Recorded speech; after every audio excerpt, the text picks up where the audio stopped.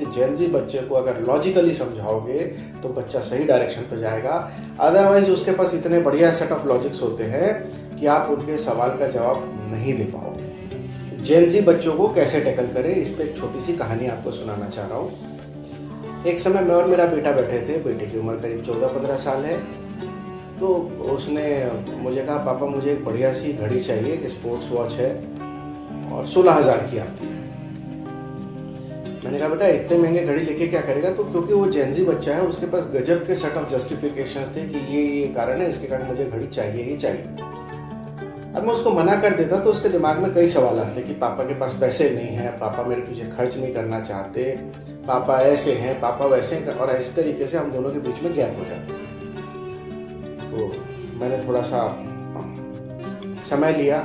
मैंने उस घड़ी की कीमत 16,000 रुपये थी। 16,000 रुपये में उसके सामने टेबल पर रख दे, बेटा ये 16,000 रुपये तेरी घड़ी के लिए, जा मंगा ले। बच्चा आश्चर्यचकित हो गया कि बोला, पापा इतने इजीली कैसे मान गए घड़ी के लिए?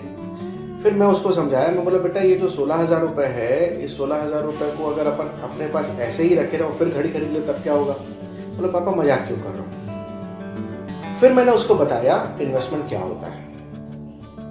मैंने उसको शेयर मार्केट समझाया, मैंने उसे म्यूचुअल फंड समझाया, मैंने बताया इन्वेस्ट कैसे करते हैं। उसको थोड़ा इंटरेस्ट आया। उसने वो 16,000 रुपये मुझे दिए, बोले, पापा इसको मेरे नाम से इन्वेस्ट कर दो। मैंने कहा, बेटा ऐसे इन्वेस्ट नहीं करेंगे, तुम सर्च करो किस कंपनी के शेयर्स में इन्वेस्ट करो। वो थोड़ा सा नेट पे सर्च किया और 2-4 कंपनियों का नाम बताया। लकीली अच्छी कंपनियों का नाम बताया। मैंने उसके वो 16,000 रुपये उस कंपनी में डाल दिए। बात आई गई हो गई। करीब साल भर के बाद जब मैंने उसको बताया कि देख, तूने जो शेयर्स खरीदे थे 16,000 रुपये के, उसकी कीमत आज 25,000 रुपये हो गई है। वो एक्साइटेड था। उसने बोला, पापा ये तो बढ़िया हो गया।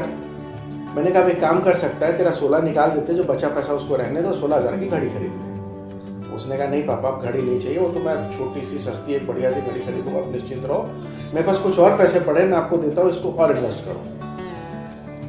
इस तरीके से आज की तारीख में उस बच्चे के पास एक अच्छा पोर्टफोलियो है और वो इन्वेस्ट करता है। जहाँ से भी पैसे मिलते हैं वो इधर उधर खर्च नहीं करता, वो मार्केट में इन्वेस्ट करता है। अब मैं आपको ये नहीं कह रहा हूँ कि इन्वेस्ट करना अपने बच्चों को सिखाओ, मैं आपको ये बता रहा हूँ कि जेन ज़ी बच्चे को अगर लॉजिकली समझाओगे तो बच्चा सही डायरेक्शन पे जाएगा। अदरवाइज उसके पास इतने बढ़िया सेट ऑफ लॉजिक्स होते हैं कि आप उनके सवाल का जवाब नहीं दे पाओगे।